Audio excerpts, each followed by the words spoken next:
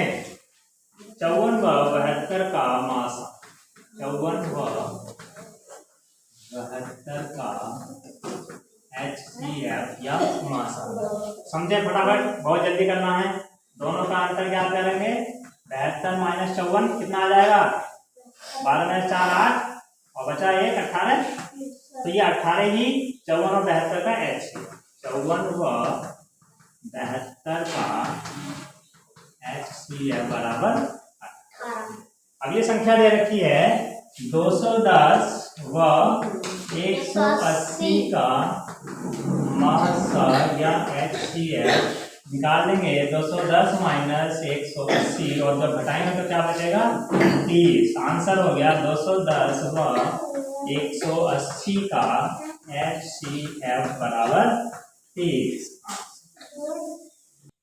अभी तक आप अपवर्तीय विधि से लासा और अपवर्तक विधि से मासा ज्ञात करने की विधि समझ चुके हैं। आज हम आपको बताएंगे वैदिक विधि से लासा व मासा ज्ञात करना।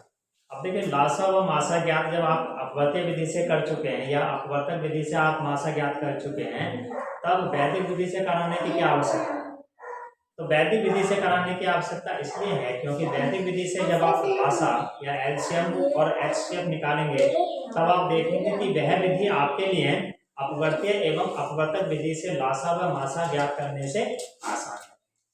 तो ये विधि हम जो सिखा रहे हैं यह अपवर्तीय एवं अपवर्तक विधि से ज्ञात किए गए लासा व मासा से आसान है वैदिक विधि से लासा व मासा ज्ञात करना। अब पहले हम देखते हैं वैदिक विधि से लासा ज्ञात करना। लासा कैसे ज्ञात करते हैं।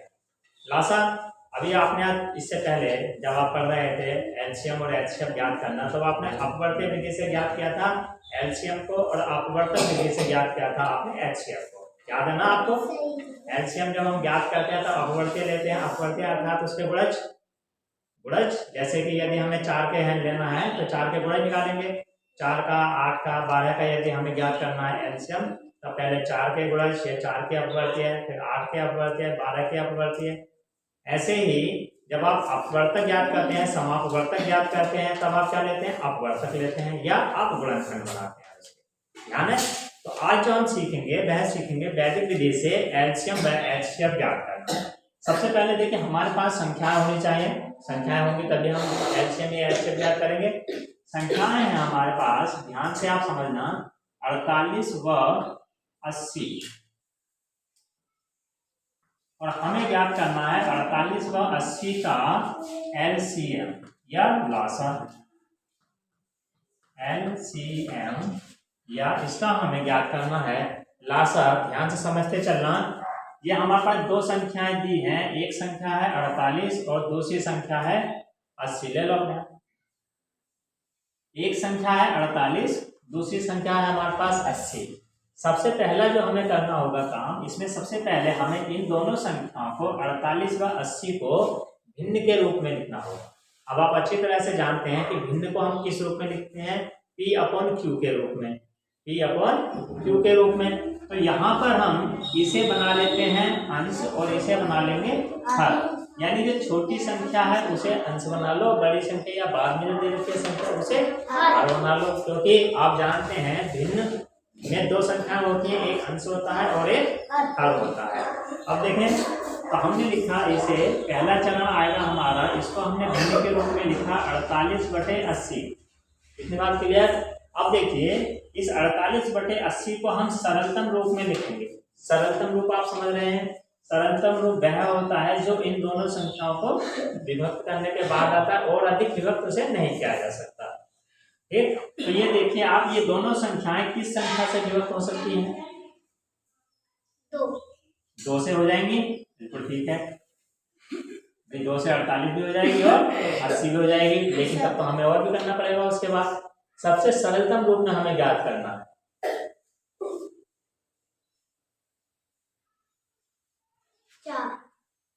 4 भी अभी, फिर उसके बाद और ज्यादा करना पड़ेगा हमें।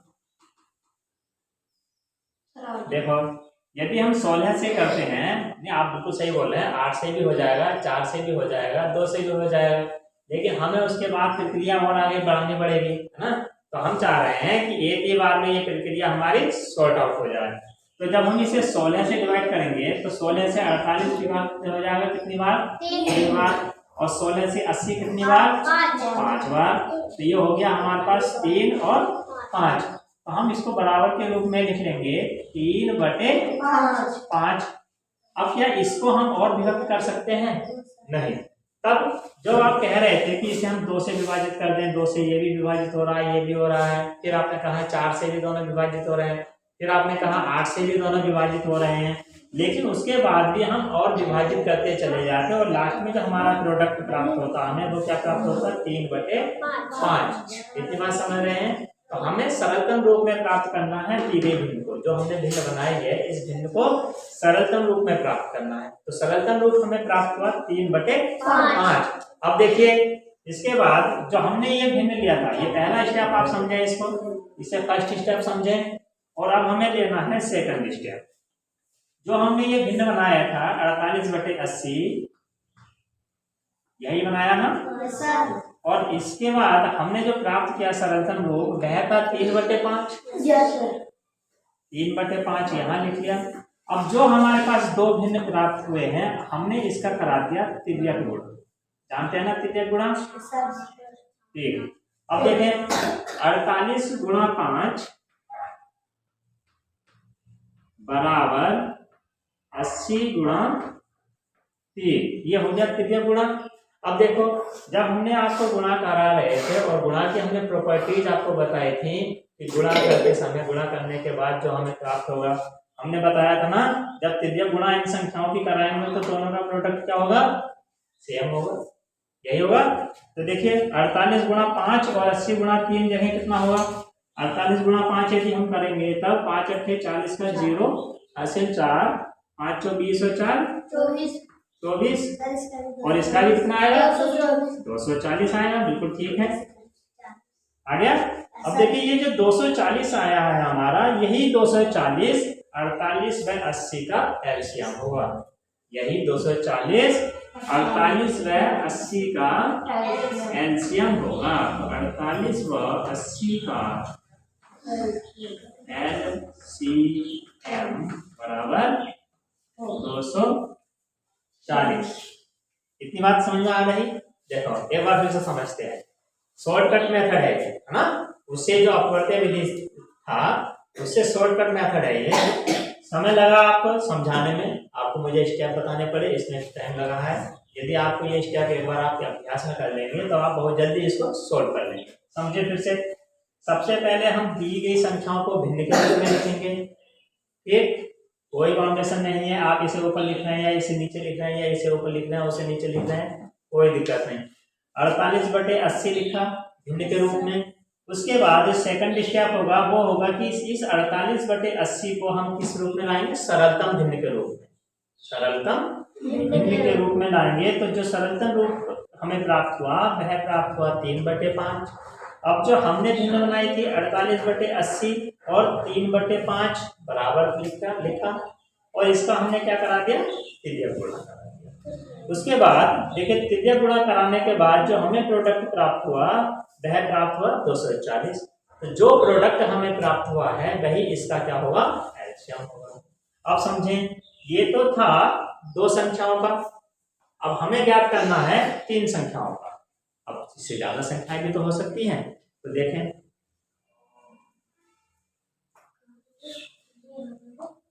3 संख्याओं का हमें ज्ञात करना है और हमारे पास संख्याएं हैं 12, 16 व 24।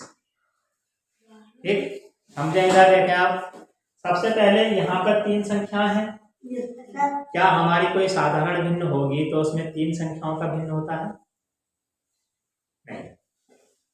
अंश और हर की बात करेंगे हम, मिश्र भिन्न में नहीं जाएंगे। जब अंश और हर की बात करेंगे हम तो उसमें 2 संख्याएं, एक अंश होगी दूसरी हर होगी ना। तो पहले हम इन 2 संख्याओं को ले लेते हैं, एक इसे ले लेते हैं और एक इसे ले लेते हैं। अब देखिए जो स्टेप हमने यहाँ पर किए थे उन्हीं स्टेप को यहाँ पर फॉलो करते हुए इस सवाल को, इस न्यूमेरिकल को हमें सॉल्व करना है। पहला स्टेप हमने क्या लिया था? सबसे पहले हमें इन 2 संख्याओं को भिन्न के रूप में लिखना है, यही तो क्या लिखेंगे भिन्न के रूप में? 12/16। 12/16। अब इसे हम सरलतम रूप में लिखेंगे। तो सरलतम रूप में लिखने के लिए क्या किया जाएगा? देखो कौन सी संख्या ऐसी है जो बड़ी से बड़ी, जो इन दोनों को काट दे या विभाजित कर दे? नहीं, बड़ी से बड़ी, एक से तो सभी विभाजित हो जाती है। बड़ी से बड़ी संख्या बतानी है जो इसे भी विभाजित कर दे और इसे भी विभाजित कर दे।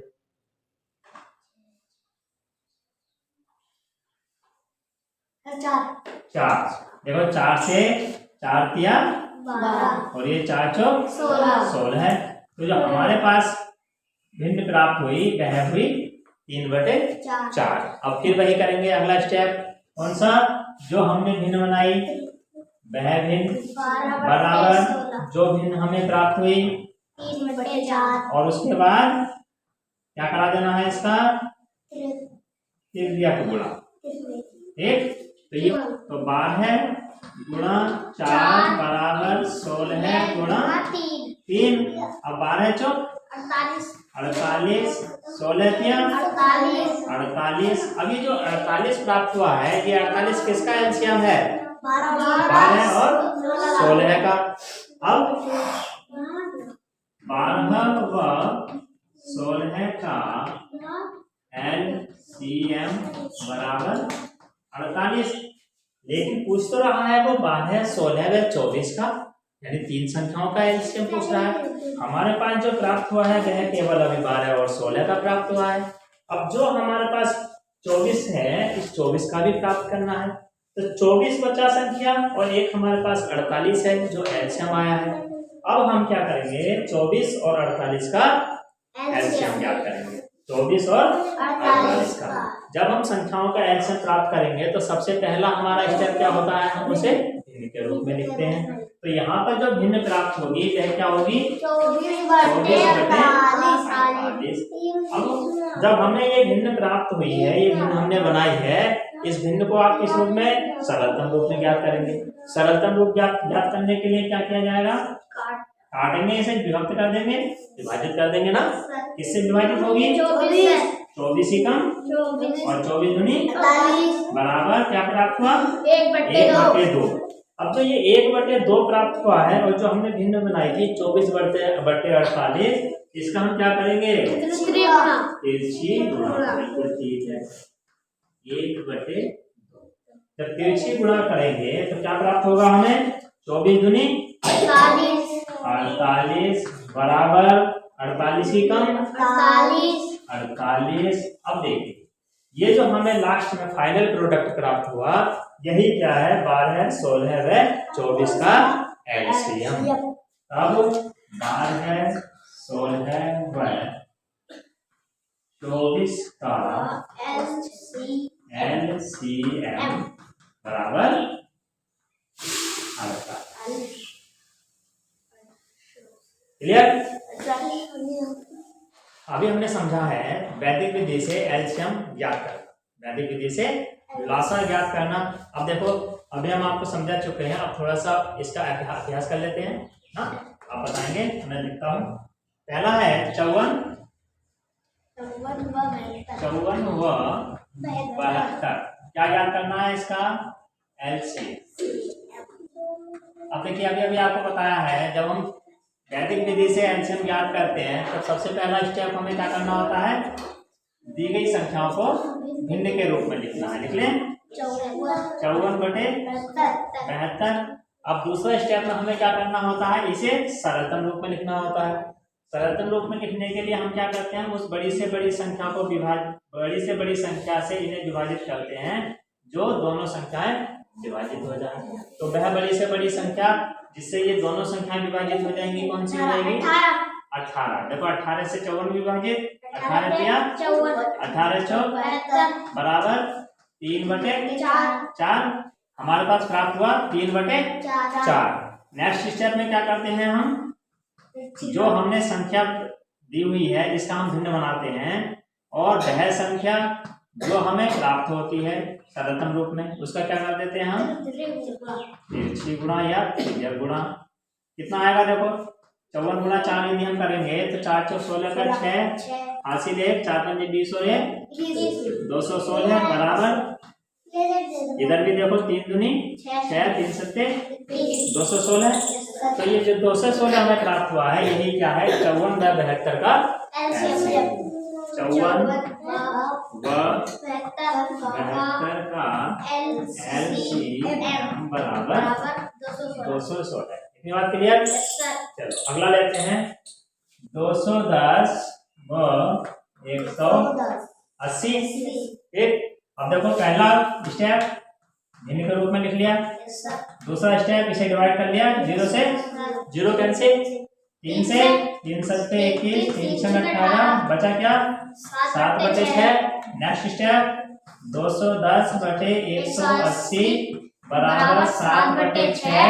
इधर गुणा क्या हो जाएगा आंसर 6 0 0 6 एकम 6 6 दूनी 12 है 7 0 0 7 8 56 का 6 यहाँ से 5 7 एकम 7 और 5 1260। तो ये जो 1260 प्राप्त हुआ है यही 210/180 का LCM है। कितने 210 व 180 का LCM बराबर 1260। क्लियर। चलिए अभी हमने सीखा वैदिक विधि से LCM क्या करना या वैदिक विधि से लासा क्या करना। आप समझ चुके हैं, अभ्यास भी कर लिया है। अब हम सीखते हैं वैदिक विधि से मासा ज्ञात करना या HCF ज्ञात करना। कैसे हम ज्ञात करेंगे। तो संख्याएं हमें दी हैं 15 30 व 45। इनका हमें ज्ञात करना है HCF। इससे पहले जब आपने HCF ज्ञात करा था तब आपने गुणनखंड विधि से क्या गुणनखंड विधि या फिर अपवर्तक विधि ना यही ज्ञात किए थे। आप इन संख्याओं के अपवर्तक आपने ज्ञात किए थे, इनके गुणनखंड किए थे, तब जाकर आपने HCF निकाला था। आज हम उस विधि से शॉर्टकट विधि जो वैदिक विधि कहलाती है वैदिक विधि से HCF ज्ञात करेंगे यानी मासा ज्ञात करेंगे। सीखते हैं कैसे। संख्याएं देखें। संख्याएं हैं आपके पास 15 30 और 45। अब देखिए सबसे पहला जो हमारा स्टेप होगा वह होगा कि हम इन तीनों संख्याओं का आपस में अंतर ज्ञात करें। क्या ज्ञात करना है हमें इनका अंतर ज्ञात करना है। इससे बड़ी संख्या है ये, इससे बड़ी है। अब आप जानते हैं कि जब हम अंतर ज्ञात करना होता है तब हम बड़ी संख्या में से छोटी संख्या को हटा देते हैं। इतनी बात क्लियर है ना। तब हम देखें 30 में से जब हम 15 को घटाएंगे तब हमारे पास क्या बचेगा 15। इतनी बात क्लियर। अब देखिए हमने इसमें से इसे घटा दिया। अब इस 45 में से हमें किसे घटाना है 30 को। 45 माइनस 30 क्या आएगा 15 आएगा। 45 में से 30 घटा दिया, 30 में से 15 घटा दिया। अब हम 45 और 15 का अंतर ज्ञात करेंगे। 45 और 15 का अंतर कितना आएगा 30। इतनी बात समझ आ रही है। अब जो सबसे छोटा अंतर है इन तीनों संख्याओं में वह कौन सा है 15 है। तो हम लिखेंगे यहाँ पर सबसे छोटा अंतर बराबर। अब देखिए जो सबसे छोटा अंतर है हमारा 15 है। अब या तो इसका जो HCF हम ज्ञात करेंगे 15 30 45 का वह या तो 15 होगा या 15 से छोटी कोई संख्या होगी, लेकिन 15 से बड़ी संख्या नहीं होगी। इस बात को आप कंफर्म समझें। या तो 15 होगा HCF या फिर 15 से छोटी संख्या होगी लेकिन 15 से बड़ी संख्या नहीं होगी। अब हमें देखना है कि क्या 15 30 व 45 का HCF है। तो इसके लिए हम इस 15 से 15 को डिवाइड करेंगे, 30 को डिवाइड करेंगे और 45 को डिवाइड करेंगे। यदि ये तीनों संख्याएं 15 से पूरी डिवाइड हो जाती हैं तब 15 ही इन तीनों संख्याओं का HCF होगा। यदि नहीं होती हैं तब हम उसके आगे का स्टेप करेंगे। तो पहले हम इसे देख लेते हैं क्या इस 15 से ये तीनों संख्याएं डिवाइड होती हैं। तो हम सबसे पहले 15 से 15 को डिवाइड करें। क्या 15 से 15 डिवाइड हो जाएगा कितनी बार एक बार। बिल्कुल ठीक है। 15 से हम 30 को डिवाइड करके देखते हैं, कितनी बार में डिवाइड हो जाएगा? 2 बार। 15 दूनी 30, बिल्कुल ठीक है। अब 15 से हमें 45 को डिवाइड करके देख लेते हैं। 15 से 45 कितनी बार हो जाएगा? 3 बार, बिल्कुल ठीक है। इसका मतलब ये हुआ कि 15 से जब ये तीनों संख्याएं डिवाइड हो जा रही हैं, तब 15, 30 व 45 का HCF 15 होगा। क्लियर? देखिए, लिख देते हैं हम 15, 30 व 45 का HCF बराबर 15। क्लियर? इजी है। ठीक, अगला समझते हैं इसी विधि से, वैदिक विधि से हम HCF ज्ञात करें। अगला है 306, 360 व 630। 306, 360 व 630 संख्याएं दी हुई हैं और इन संख्याओं का हमें ज्ञात करना है मासा। किस विधि से ज्ञात करना है? वैदिक विधि से। वैदिक विधि से स्टेप यही रहेंगे, थोड़ा सा चेंज हो जाएगा। अब वो चेंज क्या होगा, देखिए ध्यान से और समझिए। सबसे पहले जब हम इधर थे 15, 30 व 45 में, हमने सबसे पहला स्टेप क्या किया था? इन तीनों संख्याओं का आपस में अंतर ज्ञात किया था। तो वही स्टेप हम यहाँ भी फॉलो करेंगे। पहले इन तीनों संख्याओं का आपस में अंतर ज्ञात करेंगे। देखें, 360 माइनस 306, बताएं जरा कितना आएगा घटाकर? देखो यहाँ 0 है, इधर से दहाई आ जाएगी, 10 हो जाएंगे। 10 में से 6 घटाएंगे, क्या बचेगा? 4 बचेगा। यहाँ कितने रह गए थे? 5। यहाँ 0 है, 5। इतनी बात समझ में आ गई? 54 आ गया। अगली संख्या है हमारे पास 630 और 360, इनका अंतर ज्ञात करना है। तो 630 में से हमें क्या घटाना है? 360। देखिए कितना बचेगा? कितना बचेगा? 270। पक्का? अच्छा, 0 में से 0, 13 में से 6, 7, बिल्कुल ठीक है। अब देखें, 630 में से 306 घटाना है। 630 में से 306, क्या बचेगा? 324। 324। अब देखें, इन तीनों की तुलना करें, और जब तुलना करके आपको देखना है कि इनमें सबसे छोटी संख्या कौन सी है? 54। सबसे छोटी संख्या कौन सी प्राप्त हो रही है हमारी? 54। अब समझें कि या तो इन तीनों संख्याओं का HCF 54 होगा या फिर 54 से कम होगा, लेकिन किसी भी स्थिति में 54 से ज्यादा नहीं होगा। एक नियम क्लियर की बात। देखते हैं क्या इन तीनों संख्याओं का HCF 54 है। तो इसे ज्ञात करने के लिए हमें सबसे पहले 54 से इन तीनों संख्याओं को डिवाइड करना होगा। कर लें? 54 से हम सबसे पहले डिवाइड करते हैं 306 को। बताइए कितनी बार डिवाइड हो जाएगा? 5 बार। 5 चौक 20 का 0 हासिल 2, 5 पंजे 25 और 2, क्या बचेगा? 6। हाँ, 3। ये कितना बचा हमारे पास? 36 बचा।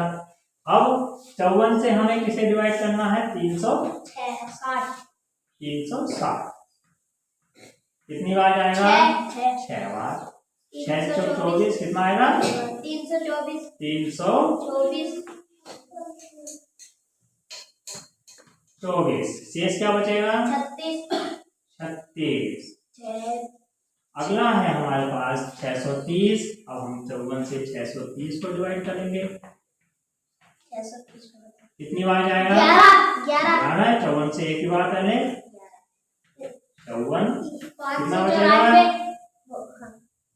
36। ऐसे यहाँ है 3, 4, 13 में से 4, 9 और यहाँ लग गया 5, 5 में से 0 और ये 0। अब 54 ये कम, 54 क्या बचा? 36 है ना। अब देखें 54 से ये तीनों संख्याएं पूरी पूरी विभाजित नहीं हो रही हैं, अतः 54 इन तीनों संख्याओं का HCF नहीं। अब जब HCF 54 नहीं होगा तब हम कैसे ज्ञात करें वैदिक विधि से? तो इसके लिए देखो, हमारे पास एक तो ये 54 संख्या है जो सबसे छोटी संख्या थी, और उसके बाद जो हमें शेषफल प्राप्त हो रहा है समान है, यहाँ भी 36 है, यहाँ भी 36 है और यहाँ भी 36 है। अब हमारे पास दो संख्याएं बन जाएंगी, एक 54 और एक 36। 54 और 36। अब जब दो संख्याएं हमारे पास ये बन रही हैं तो हमें क्या करना है, इन दोनों संख्याओं का अंतर ज्ञात करना है। क्या करेंगे? अंतर ज्ञात करेंगे। किस किस का? 54 माइनस 36। बताएं जरा क्या आएगा? 14 में से 6 घटाएंगे कितना बचेगा? भाई 14 क्यों होगा? ढाई ले ली इधर से, 14 हो गए, 14 में से 6 8 बचा, यहाँ रह गए 4, 4 में से 3 कितना बचा? 1 बचा। बिल्कुल ठीक। अब जो हमारे पास संख्या प्राप्त हो रही है वह प्राप्त हो रही है 18। अब हम देखते हैं क्या 18 इन तीनों संख्याओं का HCF है? तो इसके लिए हमें क्या करना होगा, इस 18 से इन तीनों संख्याओं को डिवाइड करना होगा। हम देखते हैं क्या यह तीनों संख्याएं 18 से डिवाइड होती हैं?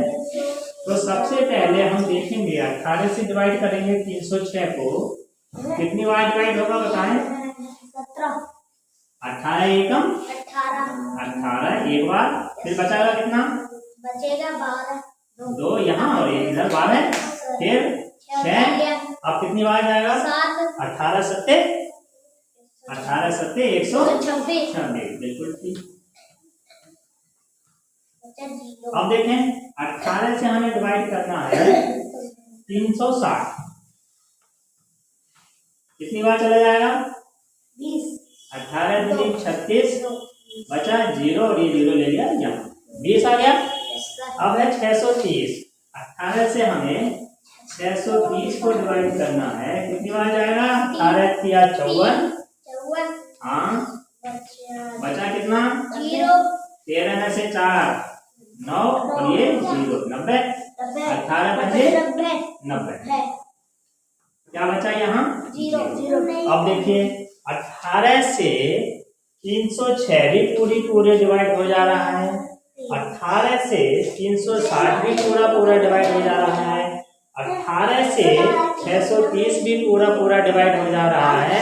तो इसका मतलब ये हुआ कि वह संख्या 18 ही है जो 306, 360 व 630 का मासक होगी। क्लियर? तो आंसर हमारा प्राप्त हो गया 306, 360 व 630 का मासक बराबर। क्लियर? कीजिए, देखें 54 व 72 का मासक, 54 व 72 का HCF या मासक समझे फटाफट, बहुत जल्दी करना है। दोनों का अंतर क्या करेंगे? 72 माइनस 54 कितना आ जाएगा? 12 में 4 8 और बचा 1 18। तो ये 18 ही 54 और 72 का HCF, 54 व 72 का HCF बराबर 18। अब ये संख्या दे रखी है 210 व 180 का मासक या HCF। निकाल देंगे 210 माइनस 180 और जब घटाएंगे तो क्या बचेगा? 30। आंसर हो गया 210 व 180 का HCF बराबर 30।